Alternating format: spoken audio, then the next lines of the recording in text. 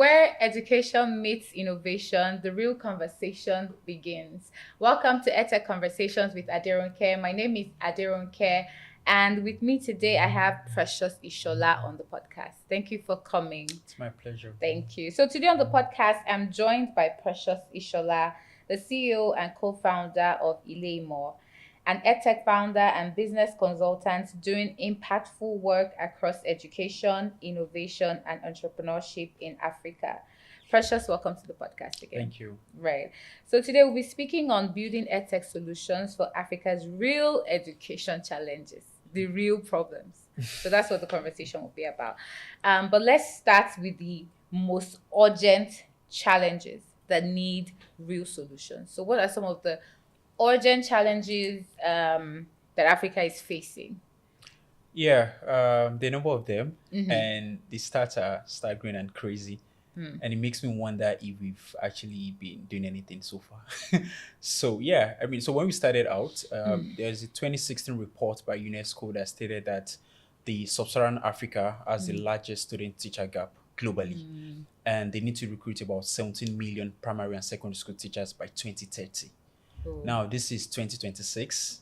I don't know if you've done any of that. Right. I mean, if UNESCO says we need to recruit 17 million teachers in Africa, you can imagine and already know where the bulk of the deficit is. Of course, Nigeria. Nigeria is the most populated country in Africa. So there's a lot of work to do. We still have over 80 million students in Africa who do not meet the minimum literacy and numeracy requirements. That means they can read and write at the end of primary 6 or JSS1 and all of that. Nigeria is still the capital of out-of-school children, not even India. We have over 18 million out-of-school children. And this, I've been monitoring these facts and this data for some years now, for over a decade, and it keeps increasing. So there are a lot of challenges. Right. And now we then also have the short-term challenge of the misalignment between what students are learning currently and the future of work, the job realities. Is education, is what students are learning, is the curriculum preparing students for the future of work right now. So there's just a whole lot.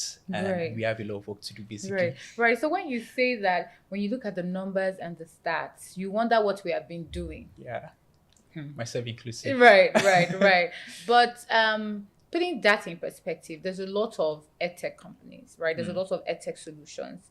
But how can we actually separate the meaningful edtech solutions from the performative innovations?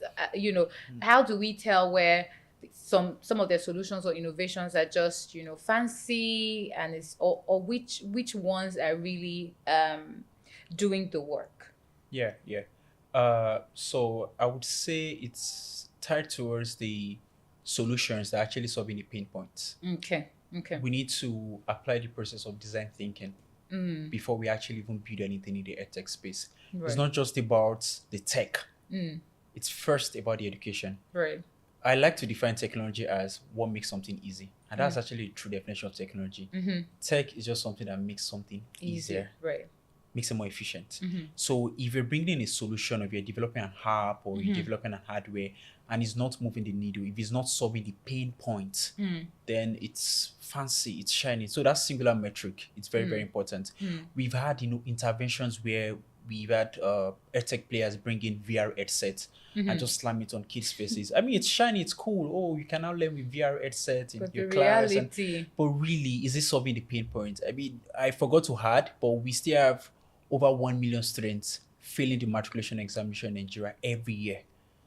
And this has been consistent for a number of years now. So it's not just about, that's the JAMB. Right? Yeah, the JAMB, both the JAMB and the WAX, the WAEC exam. Yeah. So it's not just about, I've built this fantastic hardware, I have this nice UI, UX, the product is so nice. It's really about, is it solving a problem? Because these guys don't care. When we look at what is the outcome, what does the stakeholders want? The parents want their kids to get into college and live a better life. They want outcomes. Right. The person taking a certification in cybersecurity or accounting or any of these wants to upskill. They want to get better. It's not really about the tech. If you can teach them on paper and make them pass, they would accept it. So let's first deconstruct or demystify the old tech part of it. Let's be focused on the education. Are they learning? Are learning outcomes improving? If it's not, then we've not Then really what done are we anything. doing? So the Exactly. pain point, the education itself before the tech and Before the the fancy tech. product. Exactly. So looking at what you do closely, you can tell that it's impact based, So I'd like to know, what were some of the gaps or challenges that you noticed in education that led you to starting Ilemo? Okay, so for me, the answer to that is quite niched Okay. because we are just a staying a part of the big education Big- value chain, yeah. actually. So for the very first version of Ilemo, what I noticed, or what we both noticed, was that there was low quality content in the area of matriculation examination preparation, particularly in Nigeria and maybe Right. the whole of large part of West Africa, English speaking West Africa. So because it was a personal problem I faced, and every member of my team actually faced the Faced it as problem, well. and that's the problem of failing the one of the matric exams. Right. Most times the JAMB exam. Yes, a lot of Yeah, people. so it's you it's have a to big do problem. it again. 5 years, 7 years. Yeah, all of really those crazy. things. So we had to ask ourselves, why is this happening? And what we saw then was that there was basically low content available for preparing for these exams. Right. And even the tech platforms that were available then. So I noticed this in 2014. I started doing a lot of research, analysis, R&D until we launched in 2018. So what we noticed then was that a lot of the tech platforms even available were just replicating the same low quality content on a tech platform. So it goes what's the back to point? what I mentioned earlier, that it's about solving a pain point. So then what I did was it even made the stakeholders lose trust in the edtech solutions, because it was like, oh, it's the same content in the past questions, That you're textbooks that you're duplicating. putting on the tech platform. So why should I buy internet, Subscribe charge for my this. phone, have more screen time that can affect my eyes because I want to Right. learn the same low quality content? So we had to solve for that. We had to actually build content. But Right. right now, what we've really discovered is a global problem. And this is even based on my experience in Switzerland and even in the UK. So this is a global problem right now. Right. And the problem is that the precise weaknesses of students are actually not detected early enough for instantaneous help. Right. So, and this is a global problem. So this is not even a Nigerian thing. It's the education system right now operates on what I would call assessment after learning.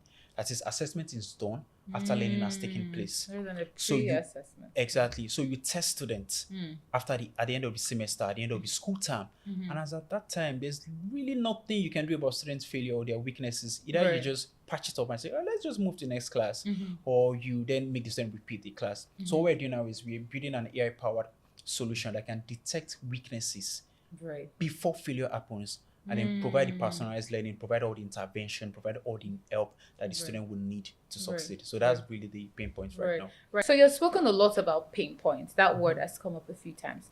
So I'd like to ask, what are some of the real pain points or the actual needs of students in this space that many solutions are actually overlooking? Yeah, there's the general answer actually, and there's the short term. So at the end of the day, edtech there's a business element to all of this actually, and there are times when, as business people, would say that there are times when your users actually don't know what they want. That's the Apple philosophy. They believe they will create what people want. Like sometimes they still believe people don't really know what they want actually. Right, And I mean, right. there's this popular Henry Ford, I believe, that says, oh, if you had asked people what they want, how they wanted to move faster, they would have said they want faster horses, not automobile. That's the guy that created the automobile. So, but at the end of the day, students want to learn. They want to enjoy learning. Right. Let's start from that. They want to enjoy learning. The space where I operate, there are a lot of students who suffer from depression. There are a lot of students, the K-12 now, students in Yes, K-12 of who course. believe that failure is a normal thing.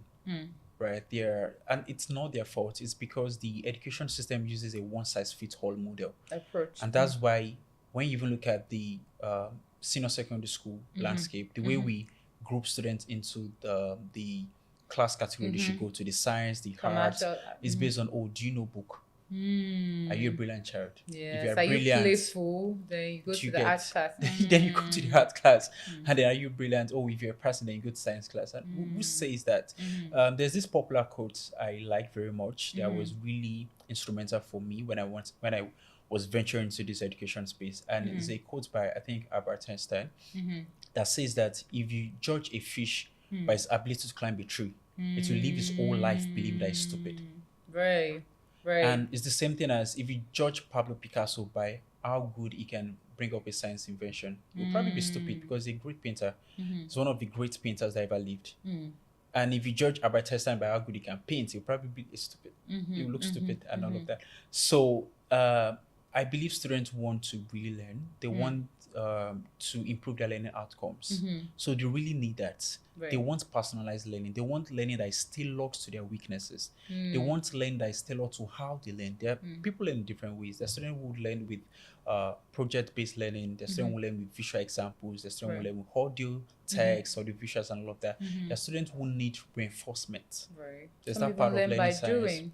Some even learn by doing. For me personally, as students, I learn when I see the real life application of what I'm learning. It gets me excited. I did engineering. I had a background in engineering, and it was a struggle for me sitting in engineering class, cramming all the theories. I mean, it's easy. I could cram everything, but I want to see how this thing is playing out in the Actually real life. works. That gets me excited. I want to see how that DYDX is very instrumental in designing a bowl or in designing an engineering component, actually. So I believe students really want to learn. They want to learn their own way. Right. They want to eliminate their own weaknesses, and they want to enjoy learning, basically. So I think we're really getting that wrong. Right. And if we can solve for that, then we'll actually even get more, we'll see more adoption in the tech space. Right. So how can African edtech founders start building with local realities in mind? How can we start building with local realities? Yeah, we really need to, because at the end of the day, our problems might be the same, but the way to solve them has to be different, because there are different local contexts. So we can't keep on applying the Silicon Valley model, because there's a lot of assumptions embedded in that. Even in an economy close to us like India, the economic and the cultural realities are even different. So first, edtech founders we need to understand what are the cultural context in our own case. What are the cultural realities? There was a time where one of the most valued edtech in the world, the once most valued edtech in the world by Jew, was putting parents on loan to buy their tablets for their kids. Parents were literally taking loans. I mean, it was a lot of money back then. But then that's the India culture, because Indians generally love education. You can see it on YouTube. They are good with tutorials. They lead their classes even abroad. Exactly, they are so engrossed education. Google discovered one time that most of the search queries were coming from the poorer cities. Right. That's to show you that their culture is so ingrained. They love it. But for the Nigerian context, it's quite different.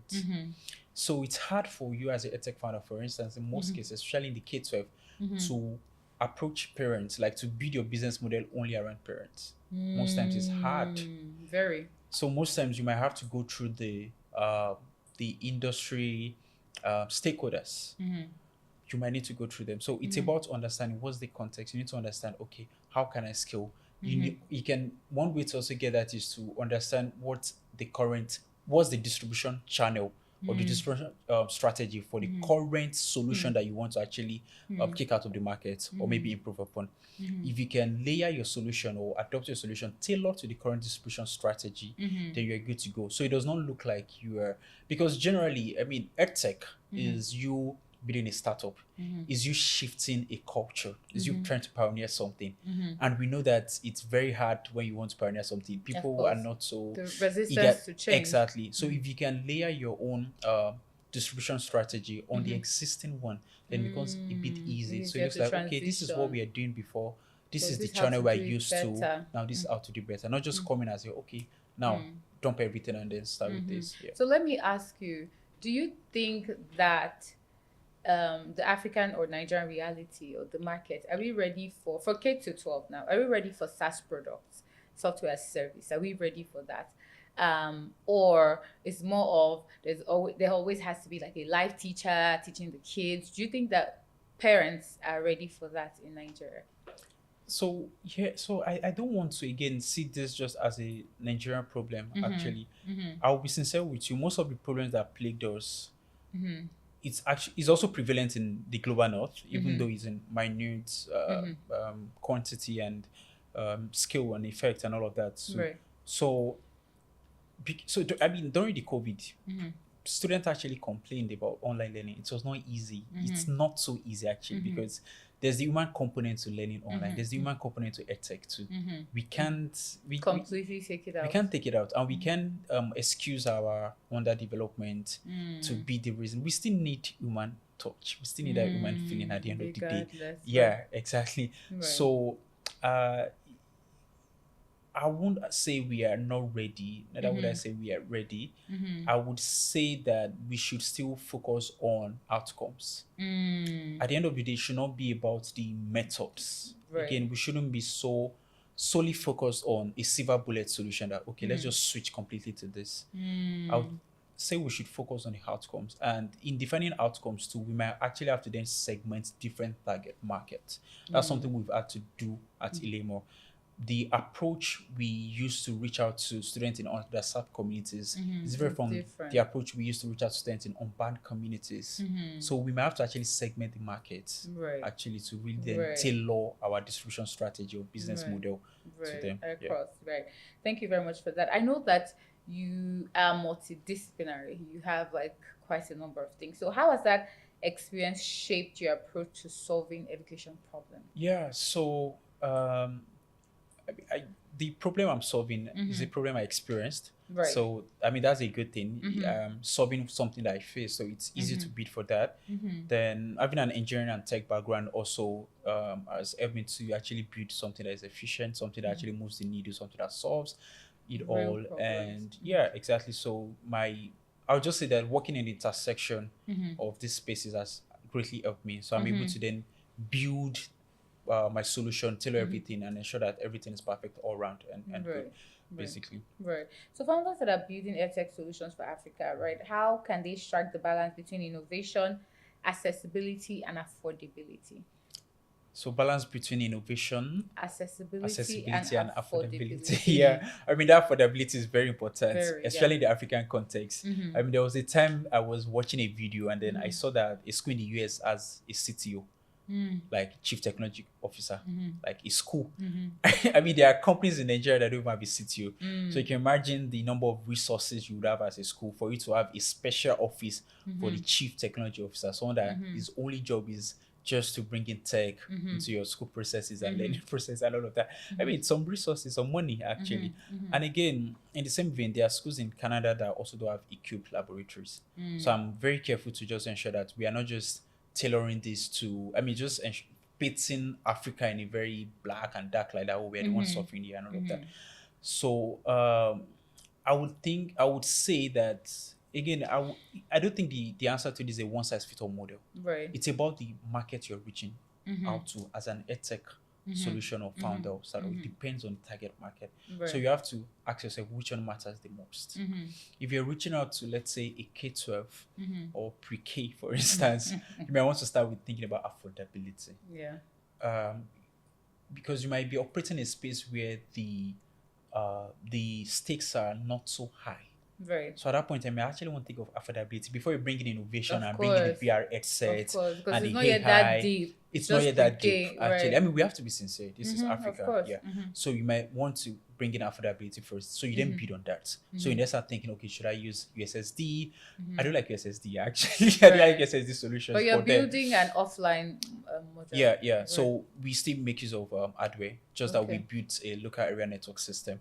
Right. Yeah, right. to ensure that students can access. So they still need the tablet or their phone and anything all of that. Because I just feel like USSD won't move the needle. That's my personal bias. Yeah. I mean, yeah, and I think maybe data backed it up. So I think it's first about deciding on which one first, depending on the market you're reaching out. So you might want to bring in affordability first and say, okay, how can I ensure that this thing is affordable? Because you have to be sustainable. So find a way before you then you then maybe limit the innovation you want to bring for now. And then see how the market adapts it. And then over time you can bring in innovation. It's fine, bring it later. But you want to make impact. So you choose one. Do you want to bring in innovation and then die off after 2 months and close shop? I mean, there was a time where every month, like I mean, throughout the year, edtechs were closing down in Nigeria. A lot of them. I mean, you Even the can read ones up that on are it. backed That were backed heavily. millions of dollars. Hey. They were literally closing. So you choose one. You want to bring in innovation. You want to be sustainable, and you want to solve the problem. So it depends on the market, and then you might be reaching out to a higher market. Let's say upskilling markets, workforce markets. I mean, then they may be able to afford something. So you might have to start thinking about innovation. Right. How can I make this thing better, accessibility, and all of that? Right, right. And I think sometimes is what you have been saying is building without the realities in mind, just for the fancy, projects. And sometimes there's also market readiness. So your building is the market ready. Yeah. I think that's like the game changer. Yeah. Market readiness, because a solution may not work in a season, Very true. but bring it back in 5 years and see how they eat it up. Very true. And Very true. it blows up. Yeah. So I think market readiness, definitely. My next question is, you've worked across multiple countries and supported businesses globally. How has that broader exposure has influenced the way you think about building scalable education solutions in Africa?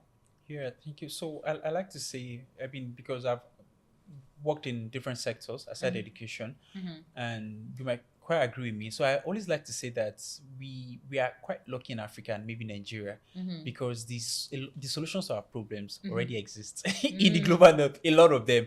Although the work might not be adapting it to our reality. nuances and reality, but actually most of our problems, their solutions, talking about drainage system, education, all of that. So I mean, the exposure for me has actually helped me to learn how I can just adapt the solution to our own cultural nuances. So, for instance, there's a particular edtech. There are two edtechs. There was one in London that I actually met with, I think, the product officer. We walked through their platform, and it was so nice. This was as far back as 2020, when we had not really started talking about personalized learning and AI in Nigeria. They were already using AI and personalized learning. As I don't think my market was ready. Funny enough, the first time I pitched learning analytics to teachers in a school, they were like, "Nah, we don't want it." Of course. I was like, "This is good. You know how your students are weak. You will understand the areas are weak." But they said they were not ready. They don't want. They said, "Don't worry, just do data Q&A." in education is not. People don't really. The data is there, but people don't. We're not intentional with gathering it and making good use of it. So they won't take those your analytics. Don't worry. Right. So let's look at some of the mistakes that edtech founders make when trying to solve educational challenges on the continent. What are some of we mentioned some, of course, building for the shiny things, but what are some other mistakes that founders make on the continent when creating edtech solutions? Yeah, I mean, I would say, so before I answer this question, again, I don't want to paint myself in a light that I'm here to solve all the problems. No, I've of actually course. failed at these things. Yeah, and so, but the good thing is I got to fail at a small scale sometimes. And all of that, and it just helped me to learn a lot. So I would say two things. One is sticking to just one business model. And again, a lot of these problems are actually global problems. The most valued edtech in the world as at 2020, 2023 is now worth maybe $1. They actually crashed and all of that. And again, what's your name, sir? Baiju. I don't know if I was allowed to mention that too. That's okay. It was a billion-dollar company actually. But then when you look at the major reasons why edtechs fail, because I've taken time to study that, is mainly because it's an issue with the business model. And that's why a lot of VCs also run away from edtech. So one thing you need to understand about edtech is that the cost of the lifetime value of the users are actually really small. The churn is crazy. It's crazy because I'm using your edtech platform now just to prepare for this exam. And after the exam, I leave. So you have to spend another money to remarket. Do you understand? Because at the end of the day, this has to be sustainable. So we need to rethink. Sometimes there's nothing you can do about the LTV. I mean, you can't keep me taking the same exam every time. At some point, I should leave. Yeah. You are teaching me something now. The goal is for me to learn it. So at some point, I should stop. Yeah. So we have to accept that first, that okay, the LTV is low, lifetime value is low. Then have to start thinking, okay, how can we build a business model that is sustainable? How can I build a business model that keeps on replenishing the number of users or the number of beneficiaries actually? So we have to rethink that. And one way is maybe work with the stakeholders. They are gatekeepers in the industry. Really? Tell me about that. Yeah, they are gatekeepers. Oh, I mean, they're it depends on where you're operating in actually. Okay. So there are exam bodies. There are bodies you might need to get validation from. There are, for instance, you can't say, oh, you're trying to be a platform that would help people to prepare for CIPM exams, and you're not reaching out to them already. And you're not finding a way to get them to. So you need their stamp. Maybe you need their stamp. If you can't get them, maybe you need the licensed facilitator stamp. These are gatekeepers, because these are not just gatekeepers, they're also gatekeeping the current solution you're trying to replace. Yeah. So, or maybe they are benefiting from that current solution. Right. That's another reason why edtech has not really scaled, because people are actually benefiting from the low quality solutions. So you might want to find a way to maybe do revenue sharing. So it's just about working on your business model to ensure that you're solving for the low lifetime value and ensuring it's sustainable. I like it when you say that's why edtech has not really scaled. So I was talking to one of an edtech founder, right? We talk and they were having a conversation, and she was saying about how the day she finds somebody who cracks this edtech thing, she's going to leave and go and like work with the person or something, especially when you're talking about skill and learning outcomes and the quality. Have you cracked it though? At a small scale, we've cracked it at a more. Yeah. But again, it's not just a one-way answer. It's not it's a good answer to say, oh, we've cracked it, but then there's a lot of work involved. So for us, we are reaching out to a fragmented market. It's really fragmented when you think about the K-12 market. You have students who are in boarding school who don't even have access to digital devices. You have students who are at home with their parents who have access to digital devices in urban communities. Then you have parents in you have students in underserved communities with little or no internet connection. Then you have students who are at tutorial centers who have left the school system. You have to find unique ways to reach each one of these people. So it's exhausting sometimes. It's real work. I can tell from what you're saying. Yeah, it's real work actually. So I would say the way we've cracked it is still by working. So the way to crack it is, I think, identify each target market for who they are and find how can I reach these people sustainably. For instance, we've had to partner with tutorial centers because we know that if we don't go through these guys, we can't reach the markets that they serve because they are the gatekeepers. We can't reach the market, the unique market they serve. We might be able to reach other markets, but we can't reach this market. So we have to come and say, how can we work with you guys? So it's just about defining each target market, segment it because it's actually fragmented. Segment it and say, okay, what business model can I use for this? Is it B2B? Is it B2C? Is it B2B2C? Do I need to start to do revenue sharing? B2G, maybe the government. And do I need to start working with the government? What do I need to do? So it's not going to be a one size fits all. It's not a fintech where you just stick to B2B or B2C and you're like, oh, we are fine. We're a new bank. We're just going to reach out to people who sign up and start using it. No. That's the issue with edtech, and you have to face it if you truly want to make the impact. Right. I think another major issue with edtech, sadly, is like you just mentioned, like with fintechs, you can keep innovating on just your product. Sadly, it could just be your product. Just make sure it's better, it's seamless, user friendly. Yeah. But with edtech, there's so many factors that are at play. So your product can be great. Then there's the child who is depressed. There's a child who their parents are going through a divorce. There's the child who is deviant. There's somebody who doesn't even want to learn. So no matter how well packaged your product is, it's already 1-0. U0, So I think that's one of the major problems. And sometimes I wish, I'm like, this industry, I wish it was just like another like tech product is easier. Maybe not easier, of course, not to downplay what they do, but you get what I mean. So the next question I'm going to ask you now, so speaking around scaling, is for you, what does scale really mean in African edtech? Is it the numbers? Is it the reach? Is it the learning outcomes? Is it sustainability? Because you talked a lot about lifetime value, being sustainable and relevant over the years. So what does scaling really mean for you? Is it the reach? Is it the numbers? Is it the learning outcomes?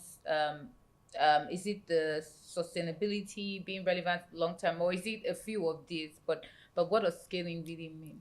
Maybe everything. Why not everything? Right. Yeah, I mean, why not? So one, I think I don't want to be quick to say it's easy to build a good solution, but I feel like if you listen to your customers, if you understand their pain points, then it's easy to build from there. Right.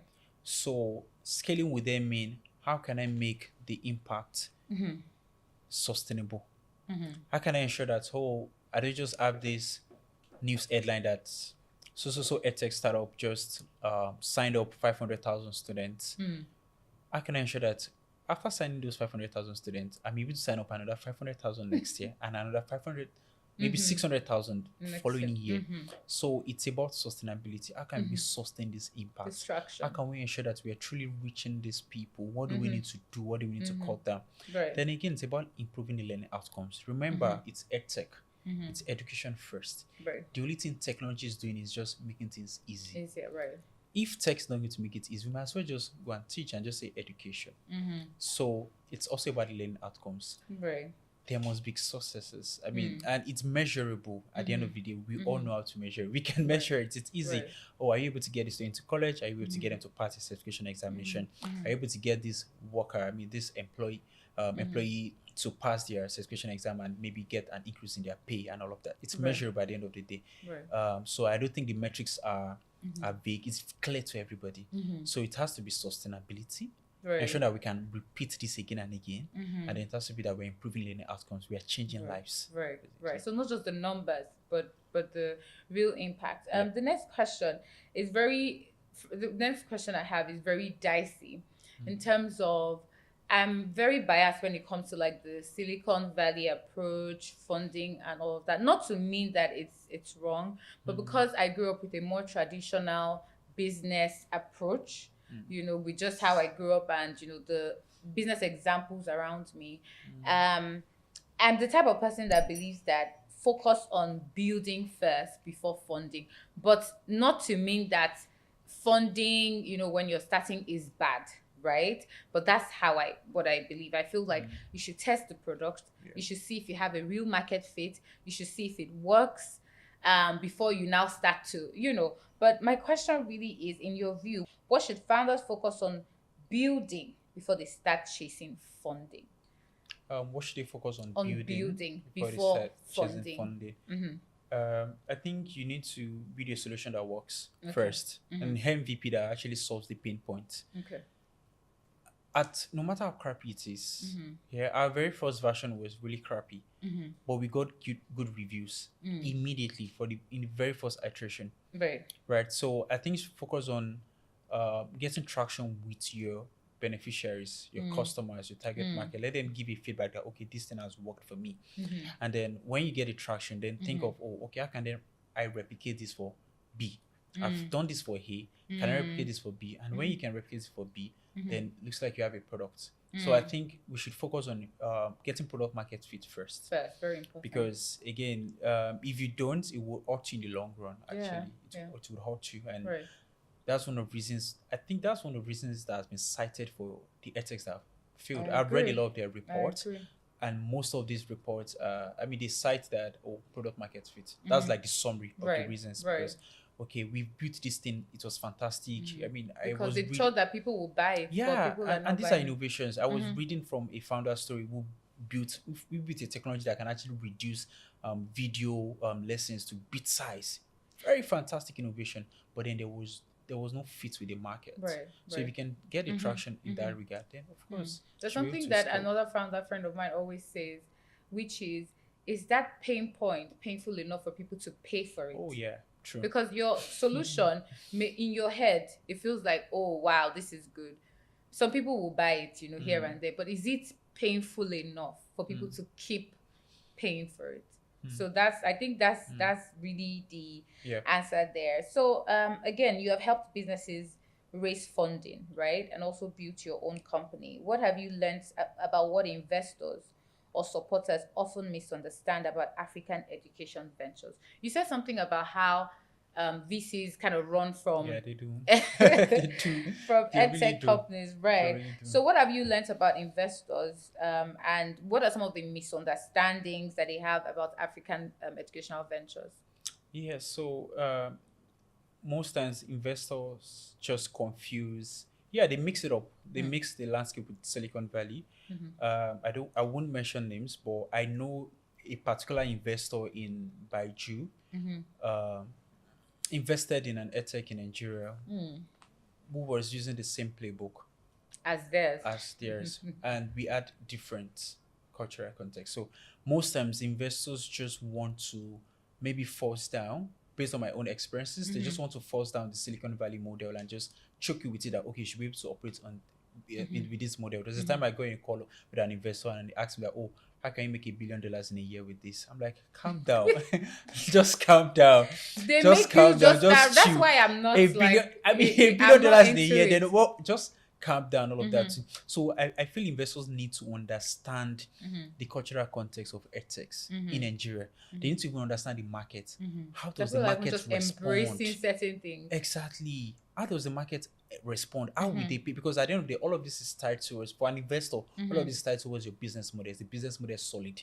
So you need to understand, okay, what's even the existing business model for edtech? So for us at Telemo, we had to go brick and mortar at some point. Yes, we had to go Really? brick and mortar at some point. And we still are in some ways. Basically, the They brick have and like mortar. learning pods or learning hubs. Or... Yeah, brick and mortar means in a simple time we had to hawk our solution. Oh, I and thought you had to present have like a it. physical Yeah, no, center. yeah, we partner with physical centers. We started creating physical presence. Yeah, we had to. We had to start creating. So we had to start. So it was, yeah, we did that. So we had to start getting learning partners, people we could partner with and put our banner and all of that on. We had to go that way because we had to find a way to reach our markets, explain to the stakeholders, I mean the parents, the teachers, the schools, in a way they would understand, not in a techie way that would dissuade them. So we had to do brick and mortar. And we found out that, oh, this worked for us. I mean, the model reduced our cost of customer acquisition by 80%. Yes, so it marketing we had online. yeah, exactly. It reduced the cost of marketing online by 80%. That brick and mortar model reduced it. So that worked for us. So investor needs to understand that, okay, how do people even pay for edtech? How do people perceive edtech in Nigeria first? And then see how you can then build a business model around that. Don't build a business model around replicate the same business model in a country where internet is good. Parents are even educated themselves. They understand what edtech and education means. Yeah, we have to actually even convince parents. We have to pitch to parents in Nigeria sometimes to even understand the value of education. So they need to understand. If you understand that, then we can then work together and build a business model around it, and everybody will be fine. They will get their own ROI too. Right. So, what I don't know if you have the answer to this yet, but what does it take to actually build an edtech company that is sustainable? What do you think it actually takes to build an edtech company that is sustainable?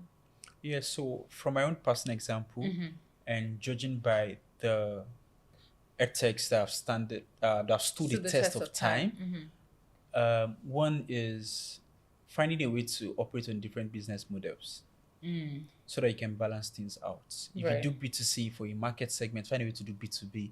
So if money for B2B is not coming in, the money for B2B will come in. Money for B2B is not coming in, money for B2B2C will at least come in. Diversifying your business models. That's what I've done. That's what I've seen other people do. Diversifying your business model and finding a way to be a household name. Long term. Finding a way to be a household name actually. And that would mean coming down, ensuring that your solution is people touching. It takes a lot of work, it takes a lot of resources, but that's something I found out. I mean, I'm competing against a solution that makes about $30 million a year in the market. It's an old solution. It's riddled with low content. People have been using the solution, people have been failing, students have been failing. But then it's still on. So I have to ask myself, why is it still in the market? Do you understand? What if it's first mover's advantage? There's the first mover advantage, but then there's still of course, the first mover advantage. It's always there. Yeah, but in my own case, the stakeholders can all agree that this solution is actually not helping. But because it's still is a household name brand, it's touching, it's easy to access it. They can just buy the textbook, they can just get this, but they still use it. So I think becoming diversifying your business model and just be people touching. Work with your stakeholders, work with the people who make the decisions. Most times in the edtech space, you have the economic buyers and you have the end users. Right, of course. A lot of times. Of course. So work with the economic buyers. You know, as much as most times we bid for the end users because we know they're the one that will use our platform. Not the person paying, but the economic buyers are the ones that make the decisions. They will make the decision at the end of the day. Right. So and they don't really care about is it innovation, is it edtech? I mean, they would make the decision. Most times they make economic decisions. They make what pays them, not what pays the end users. That's the truth. So you have to work with them actually. Right. When you say household name, becoming a household name, it can be slowly, right? Of course. Definitely. Of course. Right. So do you subscribe to slow growth or scaling fast? Which one is it for I you? would always choose scaling fast because of my personality. But then, I mean, the realities are different. I've seen that it's not just about it takes time. So when I look at when we launched in 2018 and now, adoption has increased. Oh, There are okay. a lot of things that actually aided adoption, a lot of external forces that have aided adoption. COVID aided adoption. COVID forced schools for the first time to start looking for alternative Online solutions to learn, to session. start adopting online learning. COVID helped because prior to COVID breakdown, I mean the outbreak, I was reaching out to a lot of schools. I think I was speaking about 50 schools at the time. And the schools that were telling me to go and put my solution in CD were starting to use Zoom for the first time. They were starting to buy online. They were reaching out to me. So COVID helped. Other tech products actually have also helped. For the first time, parents are saying that we can pay. I can pay someone else with my mobile phone. So pitching to them that their words can learn on a phone is no longer strange. It's no longer a foreign Right. idea. Right. So there are actually things that have been aiding adoption. I mean, the smartphones, the ubiquitousness of smartphones has actually aided that also. Right, So I right. think it's a gradual process. We are forced to then adopt the But I gradual prefer process. slow growth so that you can learn at each level. The operational true. lapses. Yeah, I think I prefer slow growth, but not too slow. We're not too Not slow. too slow True. in between. True. Right. So what kind of edtech solutions does Africa need more of in the next 5 to 10 years? What kind of solutions do we really need? Yeah, so in answering this question, I want to say that the burden should not be on edtech founders. Right. I think for so long, the burden has been on edtech founders. And when you look at the global north, for instance, the governments play a large role in funding education. Right. Education is highly subsidized in the global north. That's why there's a lot of government intervention from student loans to. That's why an African student will get scholarship in the US because there's funding. There's funding for it. Not just from the government, even from private entities and all of that too. So when we talk about the solutions we want or the interventions, the solutions we want edtech space, I don't think the burden should be on edtech founders only. It has to be on everybody, All the the stakeholders, stakeholders. from the government, companies. I mean, The policymakers. policies. Yeah, everybody. organizations that want good talent should start thinking of how they can invest, how they can sponsor, make give scholarships. Then start rethinking that, right? Faith-based organizations, it has to be everybody's body because we all say education is bedrock of development. If education is the bedrock of development, then we all need to be The part of a it. part of it. So I'm not going to. I mean, so in responding, the body should not be on edtech finance only. So I'm looking towards solutions that make learning personalized for students. I'm looking towards solutions that also empowers the teachers, empowers the trainers. Teachers are really stretched. Right now, we started this conversation with the student teacher gap we have in Sub-Saharan Africa. We need to recruit 17 million primary school teachers by 2030. What that means right now is that we don't have enough teachers. We don't have enough teachers, but the implications and realities. We are stretching the teachers too thin. Yeah, now the we have ratio of teacher to child in the is class. high. So I'm Like looking one for to solutions two. that can actually help. That can help. I'm looking into solutions like micro schools, where we can leverage technology to actually reduce costs, reduce the spend on education based on our realities. I'm looking for solutions like that. Like basically. that. Good. That's brilliant.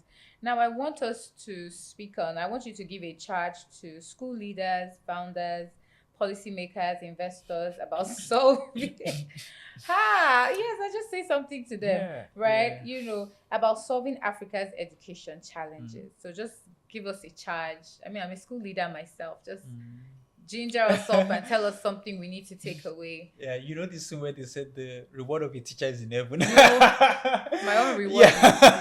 Yeah, but yeah, I mean, I don't want to hear that.